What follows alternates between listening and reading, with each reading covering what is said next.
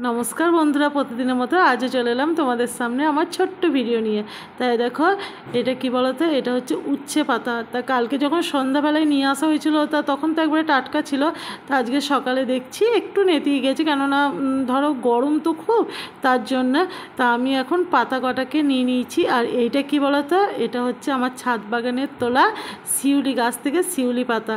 তা এই দু রকম পাতায় আজকে রান্না করব। তা কীভাবে রান্না করব তা তোমাদেরকে দেখাচ্ছি, দাঁড়াও। তা শিউলি পাতার বড়া খুবই ভালো লাগে খেতে। আর আমার মেয়ে কিছুদিন ধরেই বলছিল যে মা শিউলি পাতা বড়া করো। তা আজকে ভাবলাম আজকে করি, কেননা মুসুরির ডাল ভেজানো আছে বলে। তাই দেখো, মুসুরির ডাল ভিজিয়ে রেখে দিয়েছিলাম গতকাল সন্ধ্যায়। তা দেখো, মিক্সিতে সব পেস্ট করা হয়ে গেল। একটা মুসুরির ডাল বাটা হয়েছে, আর একটা মুসুরির ডাল শিউলি পাতা দিয়ে বাটা হয়েছে, আর একটা মশলা করে নিয়েছি, কেননা ওই বড়া করে তরকারি করব তার জন্য। আদা টমেটো আর এটা উচ্ছে পাতা আর আলু সরু সরু করে কেটে রেখেছি, ওটা ভাজা হবে। তা আমি এখন বড়াগুলো ভাজছি। তা মুসুরির ডালের বড়া কটা আগে ভেজে নিচ্ছি, কেননা ওই শিউলি পাতার বড়াটাও একটু তিতো হবে, আর উচ্ছে পাতাটাও তো তেতো হবে, তার জন্য বড়া কটা আগে ভেজে তুলে নিই, তারপর করব। তো বন্ধুরা, রান্না হয়ে যাওয়ার পর একবারে তোমাদেরকে দেখিয়ে দিচ্ছি যে কী কী রান্না করলাম। এই দেখো, উচ্ছে পাতা ভাজা, দেখো আলু দিয়ে সরু সরু করে। তা তোমাদের দাদাভাই খেয়ে চলে গিয়েছে, তার জন্য একটু কম কম লাগছে। আর দেখো, কাগজি লেবুতে আছে, বড়াও আছে, আর দেখো শিউলি পাতা বড়াটা। আর ওদিকে করেছি মুসুরির ডালের বড়া দিয়ে আলু দিয়ে একটা তরকারি, আর আমের আচার তো সাথে আছি। তা চলো, এবার আমরা জলখাবারে ভাত বেড়ে নিয়েছি, মা আর মেয়ে।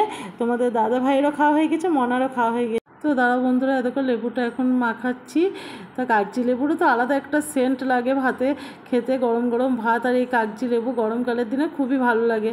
তো যাই হোক, দেখো এখন উচ্ছে আলু বলছি, উচ্ছে পাতা দিয়ে আলু দিয়ে ভাজাটা দিয়ে ভাত খাচ্ছি। তো যারা তেতো ভালোবাসো তাদের সত্যি খুব ভালো লাগবে, আর এটা শরীরের পক্ষেও খুবই উপকারী।